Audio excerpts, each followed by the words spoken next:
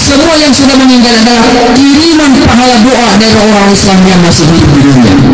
Kata ibu ini, saya tidak perlu ikut berbuka sehingga menyengok. Kenapa? Karena anakku yang masih hidup di dunia selalu transfer doa, selalu doa, Rabbi ghfirli wa li walidayya warhamhuma kama rabbayani shaghira. Ya Allah, ampunilah aku kedua orang tuaku, dan sayangilah mereka sebagaimana mereka menyayangi aku di waktu kecil. Sidang jamaah rahmatullah subhanahu wa ta'ala, buatlah kedua orang tua kita atau salah satunya yang berada dalam barzah tersering dengan amal ibadah kita, dengan doa-doa kita. Sidang jamaah rahmatullah subhanahu wa ta'ala. Kemudian selanjutnya, sebelum kita meninggalkan dunia yang fana ini, apa yang harus kita lakukan? Maka kita perbanyak yang namanya infak sedekah. Bahkan ada di atas itu, yaitu zakat. Ini wajib hukumnya. Kalau yang sunnahnya saja bisa sangat dianjurkan, bagaimana yang wajibnya itu zakat. Kemudian kita perbanyak infak sedekah kita. Kenapa?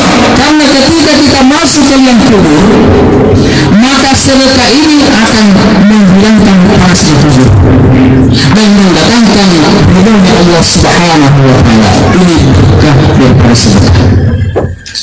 Bukan hanya di alam barzakh, bukan hanya di alam kubur, sampai di alam akhirat, sampai di alam mahsyar, maka sedekah kita nanti akan datang menjadi payung untuk kita.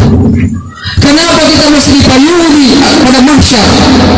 Karena pada saat itu manusia semua terhimpun, namanya mahsyar, tempat terhimpun, dan matahari dekatnya dari arah kepala kita. Sedangkan saat ini saja jam 9 pagi sampai jam 3 sore, ketika terik panas matahari, coba kita rasakan bagaimana panas itu matahari pernah jauh-jauh.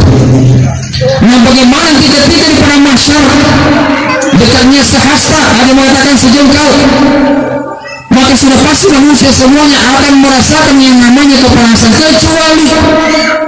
kecuali ada 7 golongan. Salah satunya orang yang senantiasa berinfak bersedekah. Yang namanya bersedekah itu berapa saja, kapan saja, dimana saja. Bapak Ibu dirahmati Allah Subhanahu wa ta'ala, jangan pernah anggap remeh ketika memberikan kue tetangga, apalagi tetangga itu butuh, maka itu luar biasa pahalanya. Rasulullah SAW menggambarkan, ittaqun nar walau bisyikki tamratin. Waspadalah kalian, kata Nabi SAW, meskipun engkau bersedekah sepotong kurma. Kita pernah bayangkan sepotong kurma, satu buah kurma saja dibelah 2. Sepotongnya kita makan, sepotongnya kita sedekahkan, itu sudah bisa menyelamatkan kita daripada jeratan api neraka. Itu baru sepotong kurma. Bagaimana kalau sepotong full? Bagaimana kalau lebih banyak lagi daripada itu? Contoh lagi, ketika kita turun sholat maghrib, kalau amal lewat, maka jangan lupa simpan uang kita di situ. Kalau tidak mau 1.000, enggak apa-apa 10.000. Yang ikhlas, dan jangan dirahmati Allah Subhanahu wa ta'ala. Mereka itu dibuka dan berusaha, belum pernah juga mencolok berusaha. Sedang jangan dirahmati Allah Subhanahu wa ta'ala. Sesemangat yang apa ini mencabut ini ternyata disirahkan kita tenang. Sesemangat kebulan itu menjadi seru. Astagfirullah, sedang jangan dirahmati Allah Subhanahu wa ta'ala. Tapi nggak apa-apa, mungkin dia sedekah dengan tidak sengaja, bisa saja juga, tapi bisa saja itu juga akan menunggu dia. Oleh karena itu jangan pernah sakit Bapak Ibu, karena sakit Ramadan itu sangat percaya sekali. Allah pun mencelanya. Apa kata Allah Subhanahu wa ta'ala, wala yahsabanna alladziina bakhaluna bima aataahumullahu min fadlihi wa khairan lahum bal huwa syarrun sayu'tiihim ma bakhilu yaumil qiyamah. Jangan pernah kira orang yang bakhil, orang yang sakit terhadap apa yang kami anugerahkan kepada mereka, Allah Subhanahu wa ta'ala, itu baik bagi mereka. Tidak, bal huwa syarrun, justru itu mencelakakan mereka. yang lebih risih lagi, yang lebih menyedihkan lagi, ketika nanti diangkat, saya tahu bahwa 15 miliar rupiah akan ditalurkan di lehernya harta tersebut. Bayangkan Bapak Ibu, konten itu kan tidak 100 kilo, 100 sebetul, ya. Tidak pernah keluar zakat, tidak pernah, saya namanya infaknya, sudah. Itu nanti 100 yang tertentu. Kemudian apa lagi? Semuanya kita punya kambing 40 ekor, tidak pernah dikasih keluar satu. Maka serupikan nanti itu 40 ekor kambing. Ada sekitar 32 ekor, tidak pernah kasih keluar satu, maksudnya tidak pernah disakatkan. Maka itu nanti 30 ekor satu. Ibu-ibu punya emas, berapa usah emas? 82 gram itu sudah wajib keluar. Ada juga 94 gram, macam-macam ini pendapat. Tapi kalau satu saja yang kecil, 82 gram saja emas sabu sudah wajib keluar zakatnya. Ustaz, jangankan 82 gram emas Ustaz, 200 gram ada emas Ustaz. Cuma masalahnya sesuatu ada di pemerintah. Allah Subhanahu wa Ta'ala. Jadi berarti yang tidak wajib keluar bukan apa? Karena bukan dia sempurna. Begitu memiliki antara kita dengan pegadaian. Sekarang Allah Subhanahu wa Ta'ala.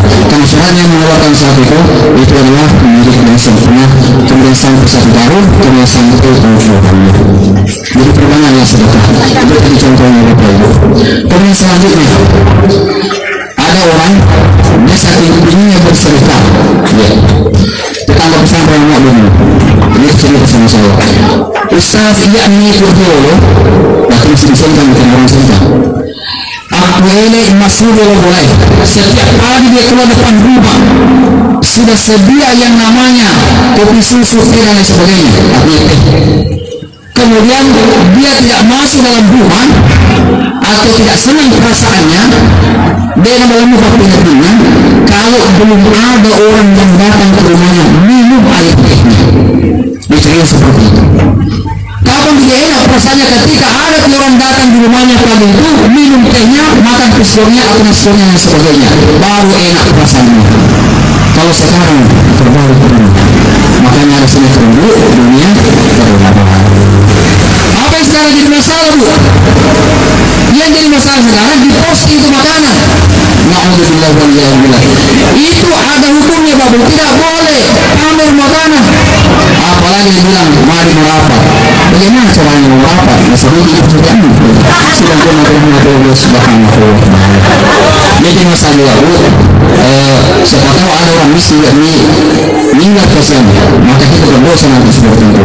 Makanya Rasulullah SAW kita datang dari pasar kalau menjual sesuatu masuk ke rumah jangan transparan, ya. Jangan transparan, ya. Supaya apa? Supaya tetangga kita tidak nilai. Nah kalau dia sampai nilai, kemudian kita tidak kasih, maksudnya namanya apa yang terjadi? Berdosa. Kenapa? Apa kata Nabi SAW? Tidak sempurna iman seseorang ketika tetangganya merintih kelaparan. Ya. Ketika merintih kelaparan tetangganya tapi dia ketenangan. Ini tidak sempurna iman seseorang ketika seperti itu. Sedangkan dirahmati Allah Subhanahu wa Ta'ala. Makanya ada seorang sufi, ini saking waroknya, saking hati-hatinya. Kalau dia membeli roti, dia tidak beli roti dipamer di toko-toko. Kenapa? Karena siapa tahu tidak ada miskin mewah. Dia lihat ini tapi apa boleh buat apa bayar dan pasar. Maksudnya ulama itu tidak mau tersebut tidak membeli. Karena siapa tahu tapi ada yang membuatnya dari miskin. Ini saya makan tetapi tidak ada uangnya, akhirnya dia tidak jadi beli seperti itu. Sedangkan Nabi Allah Subhanahu wa Ta'ala. Kemudian selanjutnya, apa persiapan kita sebelum meninggalkan dunia yang fana ini? Yang harus kita persiapkan adalah berbanyaklah minta maaf. Ini yang jadi masalah ini. Kadang-kadang hanya persoalan pembelian rumah, kadang-kadang hanya persoalan atap rumah. Karena kalau kita bangun rumah Bapak Ibu, kita perhatikan. Oh ini kira-kira kalau hujan, kira-kira airnya sampai ke atap tidak. Makanya ketika desain, ketika ada kontraktor ataupun apa yang konsultan, ya kita sampaikan juga. Ya. Yang saat rumah dan sampai konsultan ini hanya memikirkan uangnya, besarnya, tapi tidak memikirkan hal-hal yang namanya berkewajiban bertetangga. Hanya persoalan itu saja. Bahkan persoalan Papua pun juga akan jadi masalah. Nah, ketika ada orang salah dia pindahkan nanti 70 asa dia akan ditinggi sana tersebut. Maksudnya dia ditinggi oleh tanah tersebut ketika dia pindahkan Papua. Dan apa yang terjadi meninggal Bapak sampai menyawang dia hanya persoalan Papua ini saja. Dan bisa banyak pemicunya. Oleh karena itu persoalan anak pun bisa jadi masalah. Antara anak yang berkelahi, kenapa memang itu baku gendong sampai sampai jangan itu orang baku gendong tak sama karena itu anakmu ketika berkelahi hari ini besok dia sudah baik anak yang sudah baik besoknya kita orang tua apa yang terjadi. Kata Nabi SAW, la ilahi muslim ayyahdirahau fawqa thalathi, tidak halal bagi seorang muslim atau muslimah mendiamkan saudaranya lebih dari 3 hari. Lebih 3 hari, berarti boleh bisa tidak berbohong boleh, tapi 3 hari. Begitu hari keempat, ada ini. Dan hari keempatnya sudah haram itu. Ustaz jangankan 3 hari, jangankan 4 hari, Ustaz sudah 4 tahun Ustaz tidak berbohong itu tetangga.